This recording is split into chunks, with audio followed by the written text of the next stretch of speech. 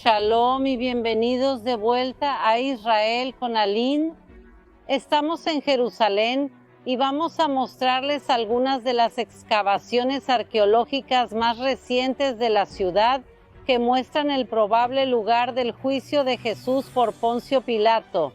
Un tema aún muy controvertido entre historiadores y arqueólogos. Y para estudiar y mostrarnos todo esto, invito con nosotros hoy también al arqueólogo Rodrigo Silva. Shalom, shalom. Malini, shalom a todos los presentes. Es un placer tenerte aquí con nosotros hoy, entonces. Vamos a hablar de controversia, novedades y nuevas teorías sobre la vida de Jesús. Sí, bastante controversia. Entonces, si están preparados, vamos a empezar. Shalom y bienvenidos de vuelta a Israel con Aline. Estamos en Jerusalén y vamos a mostrarles algunas de las excavaciones arqueológicas más recientes de la ciudad. Aline, entonces vamos a tener una charla aquí sobre este reciente hallazgo, esta discusión en la academia, también sobre el lugar aquí. Pero antes vamos a situar a la gente de casa donde estamos. Dije que estamos en Jerusalén, pero es una ciudad grande. Debes estar incluso impresionado pensando que el lugar del juicio de Jesús tiene que ver con esa torre allí atrás. ¿Qué lugar es este? ¿Qué torre es esa? ¿Dónde estamos ahora? Ahora estamos fuera de las murallas de la antigua ciudad de Jerusalén, muy cerca de la puerta de Jaffa, la puerta de Jope, que es una de las 8 puertas de la antigua ciudad de Jerusalén. La puerta está justo detrás de esa torre, y esa torre es la famosa torre del rey David. Ella usó comillas, como pudieron ver. ¿Por qué comillas? Porque no es torre ni es de David. Vamos a explicar entonces qué sí es este lugar. Esa pequeña torre que vemos es en realidad un minarete. Es una torre de una mezquita, lo que llamamos minarete, en un periodo relativamente moderno. Estamos hablando de la época del periodo turco-otomano. Debajo del minarete sí hay una torre fortificada, pero que no fue construida por el rey David, sino que fue construida por el rey Herodes. Entonces esa torre, su nombre original es Pasael, o en hebreo Pasael.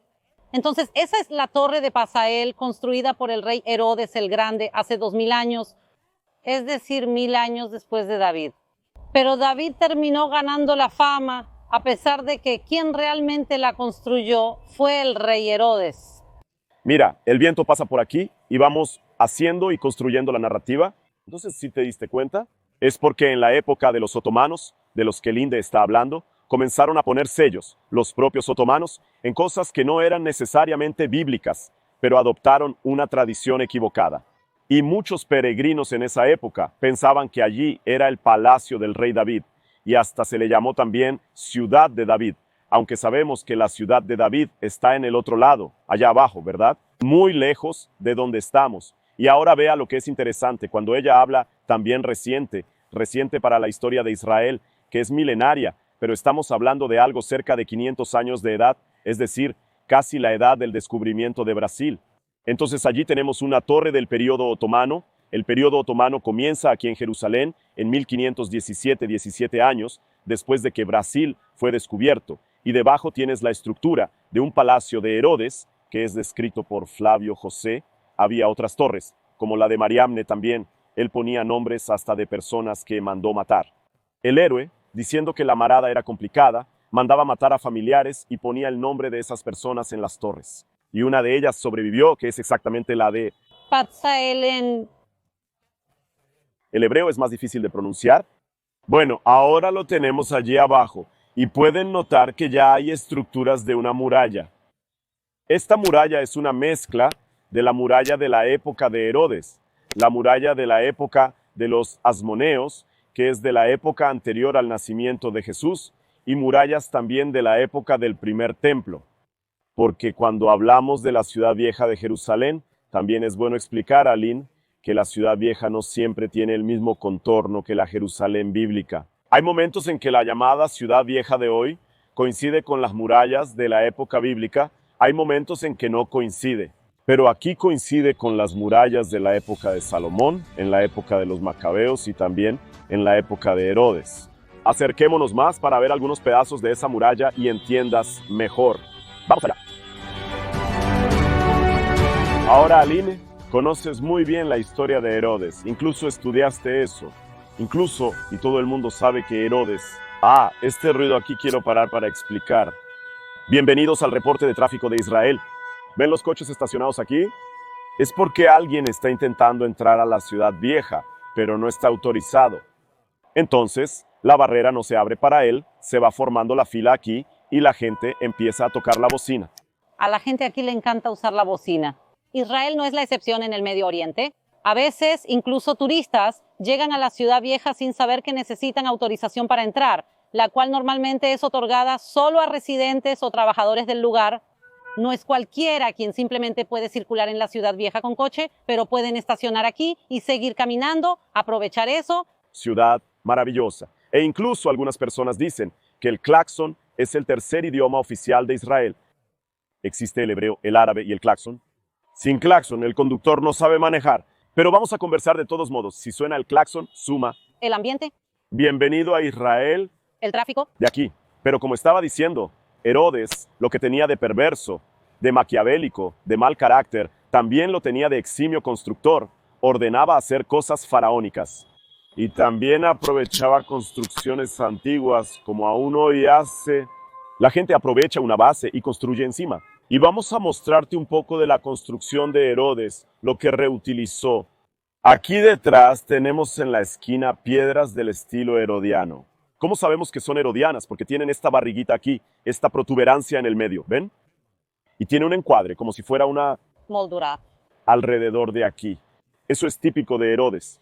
Entonces ordenó construir aquí una especie de muro de contención para sostener la estructura de su palacio, que estaría detrás de estas murallas. Estas murallas aquí no son de la época de Herodes, no son del siglo XVI, ¿verdad? Pero están en el lugar donde en el pasado habría una muralla de Herodes. Solo que también aprovechó otros muros más antiguos. Aquí detrás tienes una muralla del periodo Asmoneo, que es antes de Herodes, y ves que las piedras son diferentes. Entonces tienes muros de una época, muros de otra, sin embargo, ambos muy antiguos. Y aún más antiguo que el muro Rasmoneu, que tiene alrededor de 2200 años, es lo que está debajo. ¿Pueden ver aquí gente que estamos viendo tumbas? Esto aquí son tumbas excavadas en la roca. Podemos ver que hay uno al lado del otro. Esta era la forma en que los judíos eran enterrados en la época del primer templo de Jerusalén, que también es similar a cómo se hacía en los tiempos de Jesús. Se dice que José de Arimatea, cuando le da su sepulcro a Jesús, es sepulcro excavado en la roca. Entonces el sepulcro de José de Arimatea, que se convirtió en el sepulcro de Jesús, tenía algunos elementos similares a este. Entonces, ¿cómo funcionaba? Excavaban en la rocha una tumba en el lugar de adentro. Ahora está cerrada la reja, no podemos entrar, pero si nosotros... Las bocinas son parte de esto.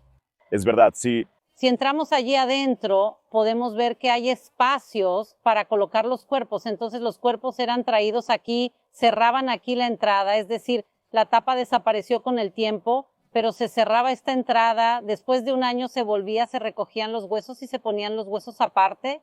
Entonces, esto aquí muestra la presencia judía aquí en Jerusalén, en la época del primer templo de Jerusalén. Es decir, estos sepulcros pueden tener hasta 3000 años. Y mira qué interesante, con pocas excepciones, las personas eran enterradas fuera de la ciudad, con pocas excepciones. David, por ejemplo, fue enterrado en la ciudad de David, y algunos reyes también, pero las personas comunes, incluso si tenían condiciones financieras, estaban fuera. Y aquí estamos fuera de las murallas. Otra cosa curiosa para que la gente entienda es que tenemos dos valles principales alrededor de Jerusalén, el valle de Cedrón y el valle de Rinom o valle de Sheena. Y en estos valles alrededor de Jerusalén había muchas tumbas. ¿Llenas de qué? De huesos, huesos secos, porque muchos de estos túmulos no eran familiares, eran colectivos. Varias personas eran colocadas allí. Entonces imagina, Jerusalén rodeada de tumbas llenas de huesos secos, un valle de huesos secos. ¿A qué te recuerda eso? Esto recuerda precisamente a la profecía que habla del regreso a la vida del Valle de los Huesos Secos, que precisamente se encontró en excavaciones arqueológicas. Se encontró en Qumrán y también se encontró en Masada, precisamente estos pergaminos. Exactamente. Es decir, cuando Dios habla con el profeta, profetiza a estos huesos para que vuelvan, y luego el viento de Dios viene y los huesos vuelven. Es decir, la imagen profética que el vidente pudo percibir estaba basada en lo que él también conocía. Pero tenemos otra curiosidad aquí. Aline, hablaste de la tumba antigua, es cierto, pero estas tumbas originalmente todavía tenían otra capa que venía aquí. La piedra fue cortada en la antigüedad, dejaron de ser tumbas y cortaron aquí, por alguna razón, para hacer quizás el propio muro de contención de Herodes, que quizás pasara incluso por alguna parte aquí para sostener su palacio. Incluso imagino que esto debió haber causado en su momento un gran disturbio religioso, porque tocar el lugar de los muertos, pero Herodes no estaba muy preocupado con la opinión pública, estaba más preocupado con su propia gloria. En efecto, Herodes construye grandes edificios. Hasta el día de hoy, los mayores hallazgos arqueológicos de Tierra Santa son todos de Herodes. Podemos ver, por ejemplo, Herodión. Construye una montaña artificial y dentro de esa montaña artificial una fortaleza. Y también en ella coloca su mausoleo, construye Masada, que es una fortaleza en la cima de una montaña en medio del desierto. Construye la construcción sobre la tumba de los patriarcas de la cueva de Macpela. Construye la ciudad de Cesarea Marítima con teatros y hipódromos, uno de los mayores puertos del mundo antiguo. Y la lista continúa con la Torre de David también, que no es de David, hablamos de Herodías. Es decir, realiza construcciones colosales. En las pocas décadas que reinó, logró dejar una marca histórica muy grande, tanto por su maldad como por sus construcciones. Y podemos reconstruir cómo sería esto aquí por dos fuentes principales. Los otros palacios mencionados por Aline compartían el mismo estilo arquitectónico, como el tipo de piedra utilizado, que se sabe es herodiano. Entonces hacemos comparaciones arquitectónicas de los palacios. Y la segunda fuente, Flavio José, un historiador judío del primer siglo, que vivió aquí, que vio a Jerusalén siendo destruida por los romanos, y él escribió las antigüedades judías y la guerra de los judíos, y en estas obras describe cómo era Jerusalén, cómo la vio en detalle. Entonces él habla de las piedras y describe el palacio que estaba aquí. Y tenemos otra información importante de Flavio José, que después de la muerte de Herodes, los gobernadores romanos, cuando venían a Jerusalén, se alojaban en el palacio de Herodes. Esto es importante porque déjame explicarte que muchas personas se confunden en la Biblia cuando leen a Herodes ordenando matar a los niños en Belén, luego leen a Herodes participando en el juicio de Jesús y piensan que es una sola persona. ¿No es así, Aline? Pero hay varios Herodes. Explica un poco eso para nosotros. Entonces, cuando hablamos de Herodes, normalmente no decimos nada más. Normalmente nos referimos al rey Herodes el Grande, que fue el primero de la dinastía herodiana. Construyó todo esto. ¿Quién?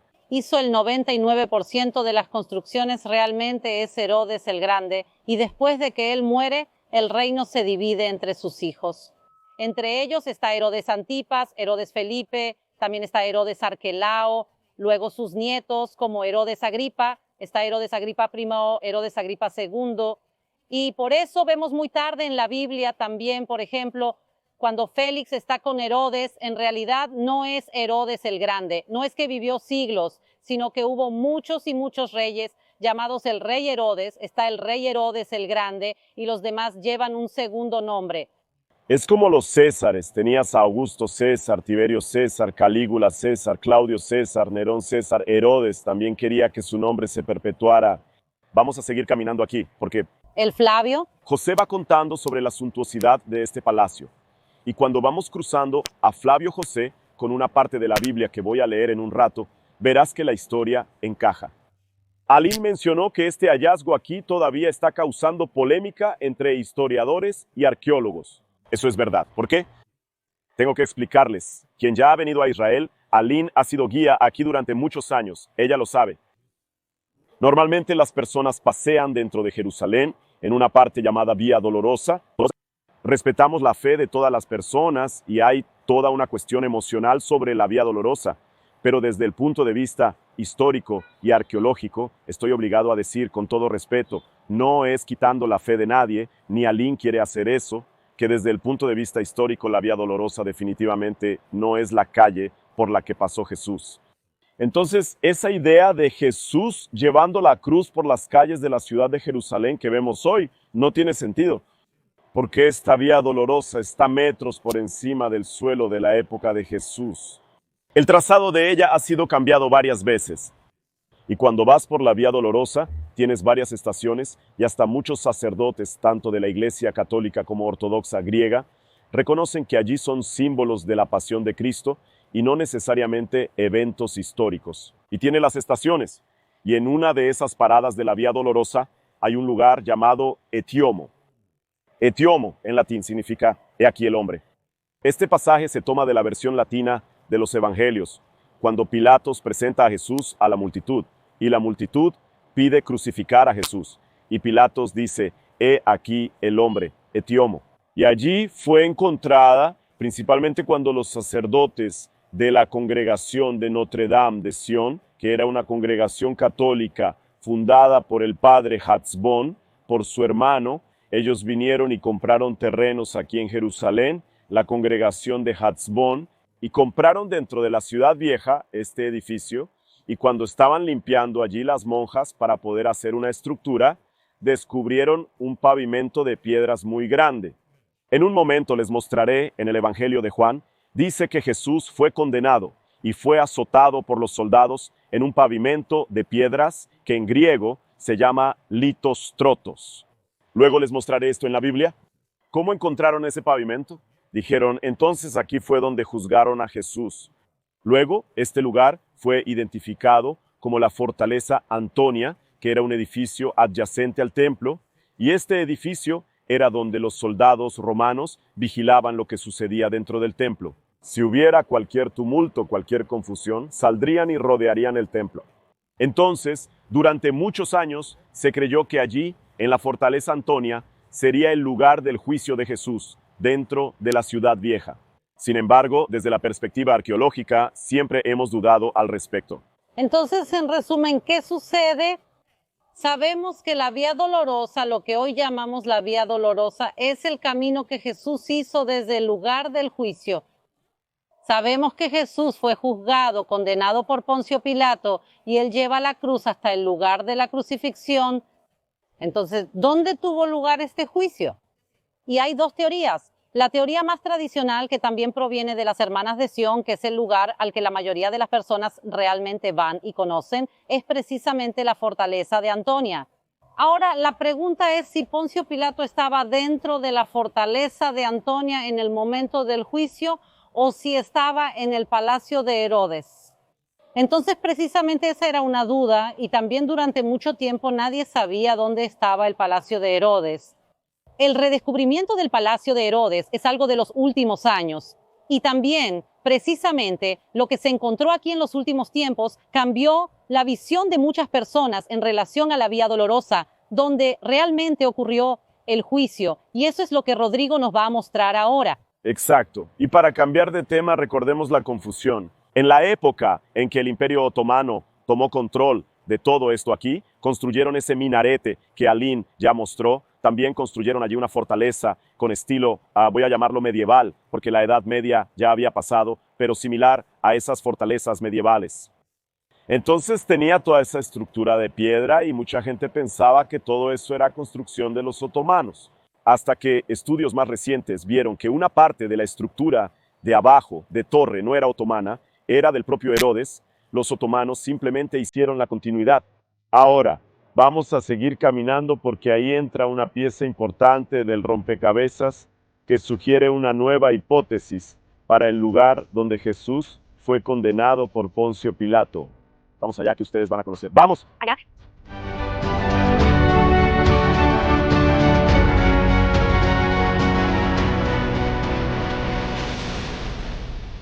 Ya agarré mi Biblia, pero nos detuvimos aquí en medio del camino porque creo que es mucho más didáctico aquí para que ustedes vean la superposición de murallas. Aquí abajo tenemos muy clara la muralla de la época del rey Herodes. Y observa que las piedras son diferentes en el medio, ¿no? En lugar de un periodo posterior y más arriba, periodo otomano. Aquí podemos ver precisamente la línea de tiempo y podemos ver los diferentes periodos históricos, cómo uno va cubriendo al otro. Como se observa en este dibujo, es lo que vemos en realidad, capa tras capa de la ciudad. Y así vamos excavando a lo largo del tiempo y redescubriendo la historia. Exactamente. Ahora vamos a acercarnos allí donde se ha encontrado esa pieza que ha añadido otra al rompecabezas, lo que la Biblia dice al respecto, y también Flavio José. Continuemos, vamos allá. Me parece muy fascinante, Aline, cuando comenzamos a comparar lo que estamos viendo hoy con lo que escribieron aquellos que vivieron en el pasado. Este mapa nos ayudará a comprender la situación. Por eso hablamos mucho de la Biblia, el Nuevo Testamento y Flavio José. Es interesante que la gente conozca más. Sí, para quienes no conocen a Flavio José, como se mencionó, fue un historiador del primer siglo, justo en la época de Jesús, un poco después. Fue uno de los líderes de la rebelión judía contra los romanos. Coordinó la rebelión en la ciudad de Jotfat, en el norte de Israel, pero como sabemos, quiero decir, los judíos perdieron esa batalla y los romanos lo tomaron como prisionero y vivió el resto de su vida como prisionero de los romanos, pero al mismo tiempo tuvo muchos privilegios que otros no tenían. Entonces, durante esos años que estará cautivo, que estará prisionero de los romanos, escribirá toda la historia de la época en la que vivió y también de algunos siglos anteriores.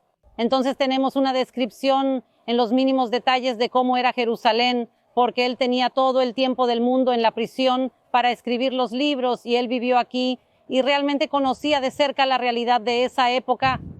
Funcionó como una especie de reportero de guerra, ¿sabes? Una fue por Vespasiano. Vespasiano vino con un ejército, rodeó la ciudad y Flavio José ya estaba con él en ese momento. Pero en un momento determinado se cuenta que Flavio Josefo saludó a Vespasiano, que era solo un general romano, como si fuera un emperador, ave César. Y Vespasiano se asustó con eso y poco tiempo después, de hecho, Vespasiano fue llamado de vuelta a Roma porque sería entronizado como el nuevo emperador de Roma. Entonces Vespasiano quedó, incluso aumentó el prestigio de Josefo debido a esto. Entonces Vespasiano sale con el ejército, pero luego regresan ahora bajo el mando de Tito, quien realmente va a provocar la destrucción de Jerusalén. Pero volviendo a un periodo antes de esta destrucción del año 70, hablemos de la época de Jesús. Algunas informaciones de José son muy precisas. Una de ellas dije que el palacio de Herodes, el Grande, después de su muerte sirvió de lugar para gobernadores romanos. Creo que es bueno que Aline también explique un poco para la gente que Herodes, él perdió, sus hijos, mejor dicho, perdieron la autonomía, el derecho de gobernar Jerusalén. Hablamos de Arquelao, ya que tras su muerte su reino se dividió entre sus hijos. Arquelao sería el gobernador de Judea y de aquí de Jerusalén, pero Arquelao fue un pésimo administrador. ¿Qué hicieron los romanos? Entonces, es decir, Herodes divide el reino en tres, entre sus tres principales hijos. Herodes Arquelao obtiene aquí el gobierno de Judea, es decir, Jerusalén y alrededores, pero realmente va a ser un administrador muy malo. Y mira, para que a los romanos les guste Herodes, piensen que su hijo es malo, realmente el hijo debía ser un administrador muy malo, y por eso lo sacan del poder y ponen a partir de entonces, a partir del año 6 después de Cristo, gobernadores paganos romanos para gobernar Judea. Y estos gobernadores, por ser paganos, no se sentían muy cómodos aquí en Jerusalén. Jerusalén al final del día era y sigue siendo la capital de Israel. Era judía. Demasiado para ellos. El templo que había aquí era judío, era una ciudad judía. ¿Y cuál era la ciudad romana pagana más grande de Judea? Cesarea Marítima, y por eso ellos trasladan la capital de Jerusalén a Cesarea Marítima, donde tenían templos paganos. Imaginen la primera cosa que las personas veían cuando llegaban a Cesarea Marítima. Era un templo enorme dedicado al emperador Augusto, y a la diosa Roma tenían juegos paganos, hipódromos, juegos de gladiadores, y por eso esos gobernadores preferían gobernar desde allí. Entonces, Poncio Pilato no vivía en Jerusalén, él vivía en Cesarea Marítima. Pero debido a las celebraciones de la Pascua judía, que es un momento muy propicio para las rebeliones judías, él viene a Jerusalén. ¿Y dónde se hospeda? En el palacio de Herodes. Esto es importante. Hubo una intervención romana, cuando un país interviene en otro y coloca a un administrador extranjero, y recordando que esta Cesarea Marítima que mencionó Aline fue otra de las megaconstrucciones de Herodes el Grande. Quiso construir un puerto aquí para rivalizar con el gran puerto de la Vía Apia de Roma. De hecho, Cesarea Marítima era el segundo puerto más grande en todo el Imperio Romano. Increíble la construcción que hizo allí. Y Herodes, como estaba muy orientado políticamente hacia los romanos, nos pagó mucho de ese lugar, poniendo todo lo bueno y lo mejor, o lo malo y lo peor, dependiendo del punto de vista de la cultura romana. Por eso los procuradores, los prefectos romanos, estaban mejor instalados allí, y solo venían aquí para las fiestas religiosas. Entonces ya tenemos esa información. Entonces, si los gobernadores romanos se quedaban aquí, no tiene sentido decir que se quedaban en la fortaleza Antonia, especialmente porque en este lugar que sabemos que es la fortaleza Antonia, no hay ninguna estructura palaciega como encontramos aquí. No hay ningún lujo, no hay ningún baño, no hay ninguna piscina, ningún baño romano. Y aquí tenemos esas cosas. Entonces, si se quedaban aquí, y entre esos procuradores romanos que venían para acá, uno de ellos fue Poncio Pilato. Ahora bien, si Poncio Pilato era procurador romano y ellos venían para acá, entonces fue detrás de estas murallas donde Poncio Pilato se hospedó. Si fue aquí, tiene todo el sentido que aquí trajeron a Jesús para ser juzgado por Poncio Pilato. Pero para contar esa historia tenemos que llegar un poco allí para mostrar lo que Flavio José dice acerca de todo esto. Hay una placa allí que mostrará un dibujo de cómo era para que ustedes entiendan mejor. Vamos a echar un vistazo. Aline, esta placa aquí no está nada bonita, es arriesgada, pero es didáctica para que la gente en casa entienda. Lo que está justo detrás de nosotros allí está dibujado aquí. Por cierto, es bueno dejar claro también aquí que uno de los principales investigadores detrás de todo esto es el arqueólogo Shimon Gibson, un famoso arqueólogo israelí que vive en los Estados Unidos, pero él ha contribuido mucho a la arqueología del Segundo Templo, que para nosotros es la época de Jesús. Tenemos aquí la muralla de la época herodiana, ¿verdad? Las paredes están aquí como estaban. Aquí está la torre de Fasael que vimos allá atrás. Y aquí originalmente existía otra torre. Esta torre es importante porque Flavio José la menciona. Según Flavio José, había el palacio de Herodes en el muro occidental, que es exactamente donde estamos. Y aquí había una torre de protección y una entrada con dos partes de la misma entrada, como si fuera una ala llamada Cesarión y la otra Agripión. Es decir, sería una puerta con dos bandas y estaría aquí. Esta torre que Flavio José menciona y que apareció allí en el dibujo estaría justo aquí detrás. Entonces, detrás de estas murallas originalmente estaba el palacio de Herodes, un gran palacio, desde la esquina hasta aquí. Esto ayuda a entender también otra cosa, porque en el juicio de Jesús no solo aparece Poncio Pilato, también aparece Herodes. Exactamente, Herodes el hijo. ¿Pero este Herodes vivía aquí o no? No.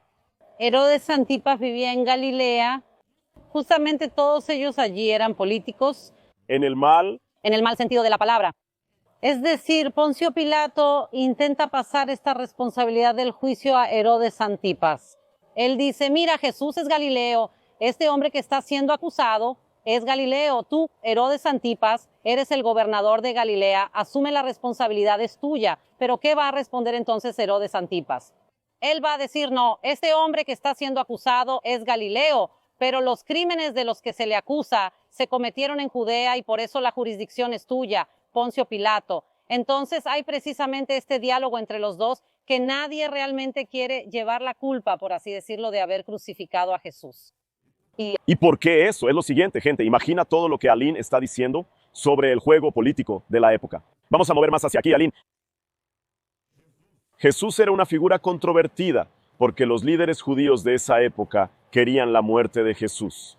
Estoy hablando especialmente de los escribas, fariseos, saduceos que controlaban el templo, pero Jesús tenía una gran parte de la población que lo apoyaba. Recuerda que días antes había entrado en Jerusalén, montado en un burrito, con personas gritando, y mandó a Hosana al hijo de David. Entonces, imagina ahora con la cabeza de un político. Pilatos estaba aquí para resolver los problemas de rebelión de los judíos. Entonces no era fácil mantener al pueblo con los ánimos calmados. Si él mata a Jesús, podría provocar una guerra civil de los simpatizantes de Jesús. Si él perdona a Jesús, los políticos judíos de la época entregarían su cabeza en bandeja a César.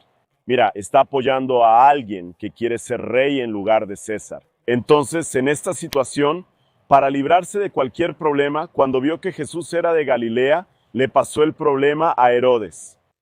Herodes, a quien no le importaba en lo más mínimo el asunto, devolvió el caso a Pilatos. Y aquí es otra evidencia de que este episodio no tiene sentido que haya ocurrido allí, en la fortaleza Antonia, porque además de no tener una estructura palaciega, era solo una fortaleza para el cambio de guardia de los soldados que vigilaban el templo. Entonces, no tiene sentido que eso hubiera sucedido allí. Ahora la Biblia dice que Pilatos y Herodes estaban peleados uno con el otro, pero ambos estaban en Jerusalén. Ciertamente aquí tenemos una estructura que justifica un palacio lo suficientemente grande para que dos gobernantes ocupen cada uno una parte del palacio. Quién sabe, Pilatos se quedaba de este lado y Herodes se quedaba en el otro extremo del palacio.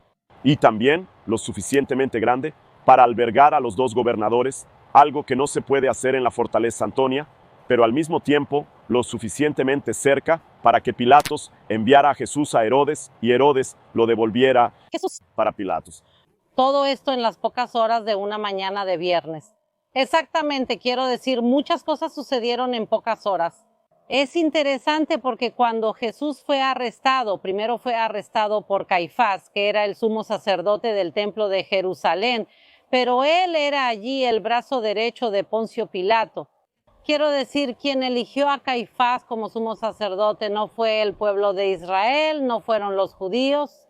Sí, en esa época quienes elegían a gran parte de la élite del templo eran los romanos, porque los romanos entendían cuánto poder e influencia tenía esta élite en la ciudad.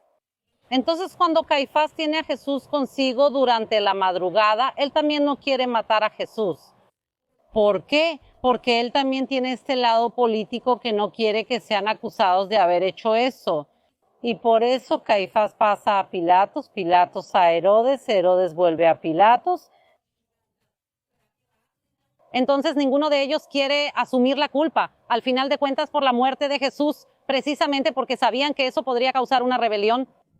Una cosa que siempre me parece interesante es que creo que el miedo que tenía Pilatos es muy justificado. La fiesta de la Pascua judía también se llama en la Biblia como Hag HaSherut. La fiesta de la libertad es una fecha en la que el pueblo de Israel celebra la libertad, como Dios sacó al pueblo de Israel con mano fuerte de la esclavitud de Egipto. Estamos celebrando nuestra libertad, mientras que al mismo tiempo el pueblo estaba bajo la opresión de los romanos. Entonces, este miedo de Pilatos a una rebelión creo que es completamente justificable. Y veo cómo este pensamiento judío no ha cambiado a lo largo del tiempo, porque durante la Segunda Guerra Mundial, durante el Holocausto, cuando hubo varias rebeliones durante el Holocausto, pero la mayor rebelión durante el Holocausto fue la rebelión del gueto de Varsovia. Tomó bastante tiempo para planearla y ¿cuándo comenzó? En el primer día de la festividad de la Pascua judía. Es decir, los judíos hace 2000 años ya tenían este deseo de rebelarse contra los romanos y ser un pueblo libre en su propia tierra. También vemos este deseo de ser, en aquel tiempo, al menos tener la dignidad de poder sobrevivir. Así que vemos que este sentimiento no ha cambiado y que la rebelión del gueto de Varsovia también ocurre precisamente en el primer día de la Pascua judía, incluso después de casi 2000 años entre un evento y otro. Mira qué interesante. Voy a aprovechar esto antes de entrar en la parte que quiero hacer una pregunta para Aline, pero antes poner otra nota histórica en la dificultad que tenían. Según la legislación romana de la época, las autoridades judías no tenían poder legal para sentenciar a alguien a la muerte. Y entonces había un problema ético-religioso, porque cuando una persona cometía un crimen de blasfemia, por ejemplo, según la ley de Moisés, debería ser apedreada fuera del campamento. Pero ¿cómo vas a apedrear a alguien si no puedes, según la legislación romana, hacer eso? Una técnica era lanzar a la persona desde un precipicio. Para Roma, ella cayó y para la ley de Moisés, la apedreamos porque golpeó la piedra. No importa si la piedra te golpea o tú a la piedra, fuiste apedreado de todos modos. Ahora, entonces, ellos podían arrestar a Jesús, pero no podían sentenciar a Jesús a muerte. Necesitaban a Pilatos para hacer eso. Ahora, Ya que Aline mencionó esta cuestión de los judíos, incluso haciendo la comparación con el gueto de Varsovia, es bueno aclarar una cosa. Se habla mucho por ahí, los judíos mataron a Jesús, los judíos crucificaron a Jesús. La Biblia habla, los judíos, pero vamos a entender un poco esto. Aline, ¿cómo funciona? ¿Eres judía? ¿Cómo funciona esto? Los judíos mataron a Jesús. Vamos a afinar un poco esta historia. ¿Quiénes eran esos judíos? ¿Era toda la población? ¿Qué piensas? Entonces, sin duda alguna, no era toda la población. La propia Biblia nos habla de esto. Dice que Jesús estaba en Galilea y miles de personas lo seguían. Cuando está en Jericó, una multitud lo seguía, tiene la entrada triunfal. Tenemos tantas pruebas de que había judíos que amaban a Jesús, había discípulos de Jesús, la mayoría de los discípulos de Jesús eran judíos, pero también había judíos que no eran buenas personas. Creo que eso es lo que la gente tiene que entender. Los judíos son un pueblo como cualquier otro pueblo. Si tomamos hoy la nación brasileña, creo que la mayor parte de la nación brasileña son personas de buen corazón y son buenas personas, pero también hay personas malas en Brasil. Y lo mismo, el pueblo de Israel es un pueblo y hay personas muy buenas. Creo que la mayor parte del pueblo es bueno, pero también hay personas malas y corruptas. Eso en estos días, en tiempos antiguos, y creo que podemos ver el claro ejemplo de personas corruptas y malvadas con Anás, con Caifás, con otras personas de la élite, pero la mayor parte del pueblo justamente sí quería el bien de Jesús, o al menos no quería su mal. No todas las personas de la tierra de Israel sabían quién era Jesús, pero podemos ver que en la tierra triunfal hay miles de personas allí acompañando. Y aquí en el día del juicio sí hay una pequeña minoría que está gritando, pidiendo la crucifixión de Jesús, pero ellos no son la mayoría, la primera cosa. Y segundo, siempre veo esto, cuando Jesús estaba dentro de la prisión, la propia Biblia nos cuenta que cuando Jesús está dentro de la prisión, Pedro está afuera y él va a negar a Jesús 3 veces. Es decir, uno de los discípulos de Jesús, uno de los 12 apóstoles de Jesús, él no tiene valor de decir que conocía a Jesús. ¿Y ahora qué esperarás de la mayoría de la gente o de las personas que estaban aquí? ¿Quién iba a ser el que iba a desafiar a las autoridades, que iba a desafiar a Poncio y Pilatos, que iba a desafiar a los sacerdotes y gritar allí, no, suelta a Jesús? Entonces sí, había personas malas que querían condenarlo y las personas buenas tenían miedo. Esto también es una lección importante para el presente. Para que ocurra el mal, no es necesario que la mayoría de las personas quieran el mal, sino que es necesario que la mayoría de las personas permanezcan en silencio. Creo que esto también ocurrió aquí. Además de alguna minoría que quería condenar a Jesús, la mayoría permaneció en silencio en ese momento. Esto es claro. Martin Luther King decía que lo que más temía no era el abuso de los malos, sino el silencio de los buenos. Entonces, sucedía. No me gustaría que Brasil estuviera representado por algunos malos ejemplos de brasileños que están por ahí. Entonces, cuando me preguntan por qué los judíos rechazaron a Jesús, evidentemente están pensando en Caifás, Anás. Yo pregunto a mi alrededor, espera un momento, ¿por qué los judíos aceptaron a Jesús? Pensando en José de Arimatea, Nicodemo, el apóstol Juan, la Virgen María, todos eran judíos. Todo el Nuevo Testamento, con la probable excepción de Lucas, fue escrito por judíos. Entonces tenemos que cuidar que la minoría ruidosa no se convierta en toda la historia. Ya que estamos hablando de historia, hemos aprendido mucho en este video, ¿no es así, Aline? Vamos a enviarlo aquí, vamos. Ya hemos visto que Herodes se quedaba aquí, Pons Pilatos también, su palacio llegaba hasta aquí. Mira bien, es muy grande. No sé si el video puede captarlo, pero intenta mostrar de nuevo el minarete allá adelante, para que la gente tenga una idea de cuánto hemos caminado desde allí hasta aquí. Y toda esa muralla que están viendo, hasta aproximadamente la altura de un árbol que está allí atrás, ese árbol allí, hasta allí, era un inmenso palacio de Herodes. Ahora, como dije, Flavio José menciona este lugar, esta puerta que estaba aquí, y también se le llama pretorio. Es una palabra que aparece en el Nuevo Testamento. Pretorio, por eso hay cierta polémica. ¿Qué es el pretorio? ¿Qué es la guardia pretoriana? A pesar de una opinión diferente aquí y allá, de manera más o menos consensual, la guardia pretoriana es esa guardia que son los guardaespaldas personales del gobernador, aquellos que están más cerca de él. ¿Sabes en el Vaticano que tienen la Guardia Suiza que cuida las habitaciones papales? Sería más o menos eso. Tenemos, por ejemplo, allí en Cesarea Marítima, que Aline mencionó, también está la Guardia Pretoriana que estaba cerca de allí. Entonces, cuando el gobernador, el emperador, el rey, el líder se desplazaba, esa Guardia Pretoriana era la que iba con él. Y cuando él se instalaba en un palacio determinado, la Guardia también acampaba allí. Incluso había habitaciones para la Guardia Pretoriana, donde se quedaban protegiendo. Aquí, probablemente, era el lugar de la Guardia Pretoriana, según lo mencionado por Flavio José. Aline habla de la escalera que había aquí por fuera. Y tenemos una escalera aquí.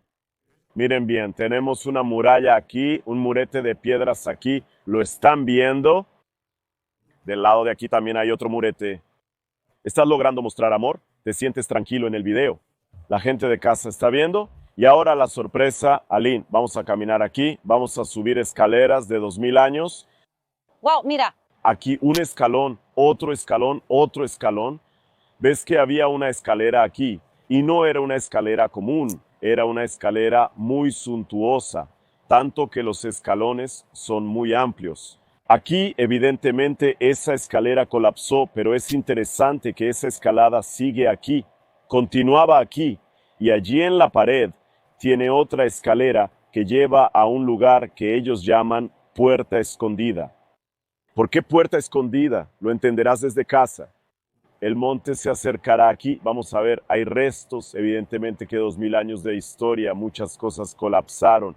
Pero puedes ver allí, Módica, que hay restos de un escalón, de una escalera que no lleva a ninguna parte porque está la pared allí. Evidentemente, la pared del siglo XVI.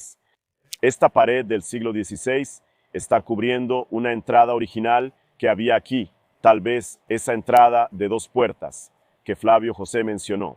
Y no es solo eso, aquí también tenemos justo allí arriba un pavimento de piedras, allí a esa altura, que parece realmente con esa plataforma o litóstrotos que se menciona en el Evangelio de Juan. Ahora mira qué interesante, el gobernador podía salir por esa escalera, ¿verdad? Allí arriba hay un pavimento de piedras, y él bajaba hasta aquí y la escalera continuaba. Ahora una pregunta, si había esta escalera aquí, pero el palacio estaba allí dentro, vamos a razonar un poco. ¿Cuál es la función de una escalera como esta? Tú en casa, piensa conmigo, y Alina aquí, ¿qué crees? El palacio está allí dentro, una puerta especial, con una apertura, con una plataforma de piedras allí arriba, y la escalera sigue siendo suntuosa hasta una parte pública. ¿Qué parece? Este aquí es un lugar que originalmente el rey Herodios o los reyes después de él podían salir y hablar directamente con el público. Exactamente, al político le gusta mostrar, ¿verdad? Estrado. Ahora veamos el Evangelio de Juan. Aline, qué interesante. Cuando leo el Evangelio de Juan, capítulo 18, versículo 28, dice así: luego llevaron a Jesús de la casa de Caifás. Otro detalle importante. ¿Recuerdas que mostré que el palacio llegaba hasta cerca de ese árbol allí? Cuando vemos en la maqueta de Jerusalén, la casa del sumo sacerdote, Anás Caifás, estaba en esa dirección, allí enfrente, en lo que hoy la gente llama Monte Sión o Galicanto, esa región allí, más o menos en esa dirección, allí estaba la casa de Caifás. Entonces, tiene sentido, Jesús es llevado del Monte de los Olivos para allá. Al otro día temprano, en la mañana, es sacado de allí y llevado a Pilatos. Quizás Jesús fue traído hasta aquí. ¿Por qué? Mira bien, luego llevaron a Jesús de la casa de Caifás al pretorio. ¿Recuerdas que hablé de la guardia pretoriana?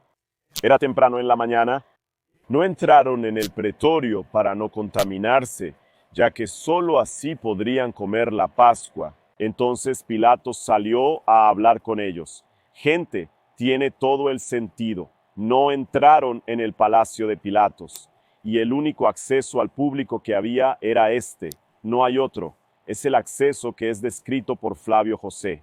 Es el acceso que descubrimos por la arqueología, entonces no puedo probar para alejar cualquier cuestionamiento, pero es altísima la posibilidad de que Pilatos vino hasta aquí por estas mesas, escaleras, para saber cuál es la demanda que tienen, cuál es el problema, y esos líderes del pueblo estaban con una turba aquí.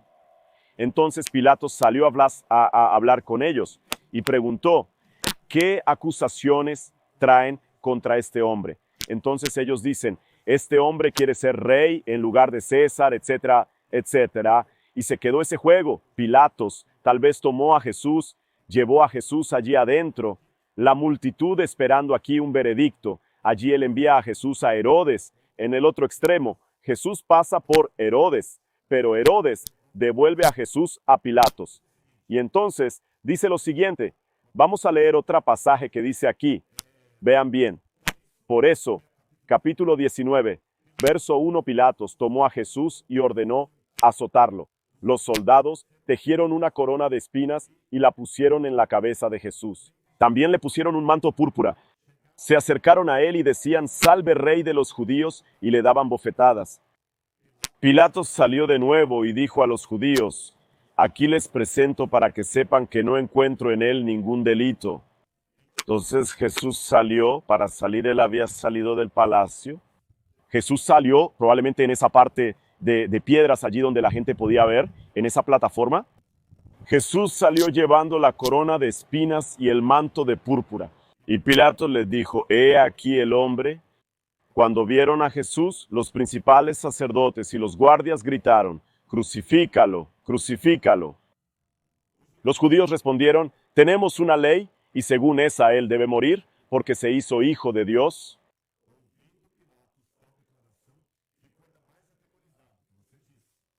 Y entrando otra vez en el pretorio, por aquí preguntó a Jesús, ¿de dónde eres tú? Entonces Jesús dijo que él era de Galilea, y es el momento en que Pilatos intenta llevarlo de vuelta a Herodes, y el resto aquí ya lo hemos visto. Es decir, toda esta parte que la Biblia describe encaja muy bien con lo que estamos viendo aquí. La mayor polémica es la siguiente, Aline, siendo desde el punto de vista arqueológico, un candidato fuerte, diría fortísimo, para el juicio de Jesús. Esto podría cambiar gran parte de la comprensión histórica, incluso de dónde sería el Calvario. Pero eso sería tema para otro video, para otra oportunidad. Sí, realmente año tras año las excavaciones avanzan, tenemos una comprensión mucho mayor y por eso cuando queremos saber dónde realmente ocurrieron las historias bíblicas, tenemos muchas formas de saberlo. Tenemos escritos antiguos, tenemos la propia Biblia, tenemos las excavaciones arqueológicas, también tenemos tradiciones, las tradiciones tienen su importancia, pero a veces las tradiciones también pueden estar equivocadas.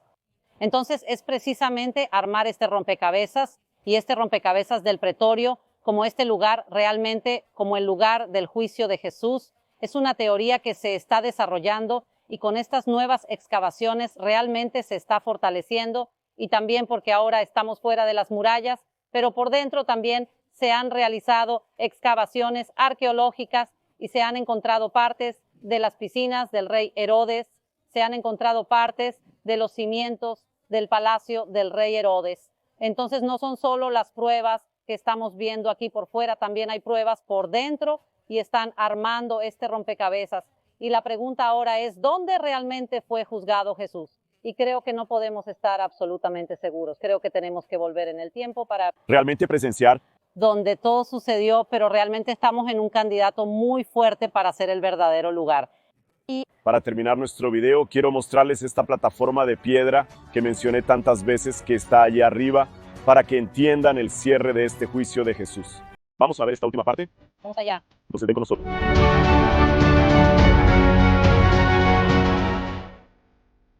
¿Puedo solo mostrar una cosa? Mira, Aquí, gente. Donde caminamos aquí en Jerusalén encontramos pedazos de cerámica. Rodrigo, ¿puedes identificar el periodo? no está aquí, no, es diagnosticable, es del periodo romano. No sé si en el video se podrá ver, Aline, pero tiene unas ranuras aquí, unas líneas típicas. Voy a ponerla en la sombra así para que sea más fácil, para que la gente vea que es un indicativo de que es una cerámica del periodo romano, es decir, de 2000 años. Por estas líneas aquí dentro podemos percibir que es del periodo romano. Entonces, miren aquí, gente, esto es un pedacito de cerámica que encontramos aquí en el camino. Vamos a devolverlo al mismo lugar, pero esto solo prueba cuántas cosas aún pueden ser descubiertas aquí. Sí, mañana puede haber otro hallazgo arqueológico que aún cambiará muchas cosas, pero vamos a conocer ahora esta parte del pavimento de piedras. Aline, observa que aquí hay una plataforma de piedras y que probablemente es del segundo templo herodiano. Tenemos una continuidad de ella aquí, ¿ves? Mira, con piedras masivas, Josefo describe que eran piedras grandes, y para ti que estás viendo desde casa, imagina que aquí, espero que puedas ver que es un piso todo de piedras antiguo, es una plataforma que había aquí, y también tenemos algunos escalones en esta esquina que a veces servían como una tribuna. Entonces, imagina que la persona tenía esta plataforma de piedras, una tribuna desde la cual podía dirigirse al pueblo allí, podía salir de allí para estar más cerca del pueblo. Es decir, todo esto aquí coincide con la descripción del pretorio herodiano o usado por Pilatos.